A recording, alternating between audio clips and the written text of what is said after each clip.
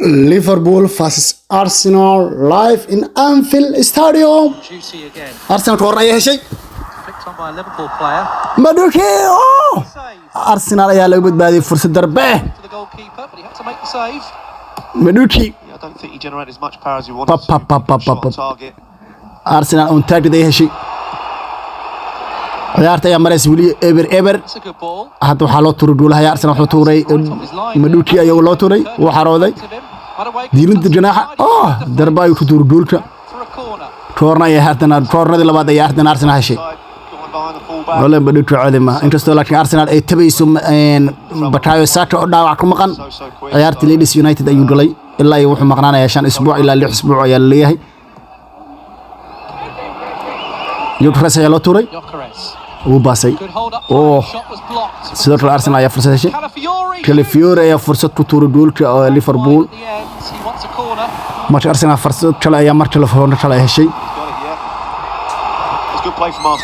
أولي وحلا عدادين يا قيب تهر عيارته يا المرة يا ليفربول يا عداد سلوها يا دول كيدي بس ما أرتدون ليفربول هاي التي ما عيارته قيب تلواد يا سكول صلابتي ملوكي Jurriën Timber, nice bit of skill,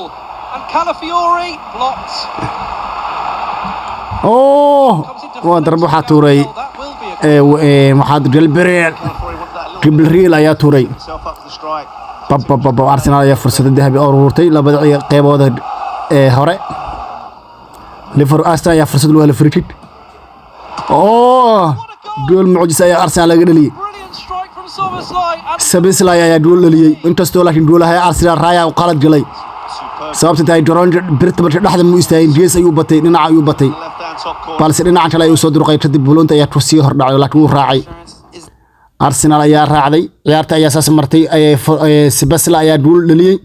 جول تسوف كورنا نقطة فريكيك أو هلي لا بحرقة لا ارتسو حرقة ليفربول ساعدي إني جول تيدشتان balse Arsenal ayaa gadaal dam weerar bilowday oo weerar cadaadis inkastoo weerartooda cadaadis aan ku fashilmeen oo wax gool ay awuurin ugu dambeys ciyaarta ayaa ku soo idlaatay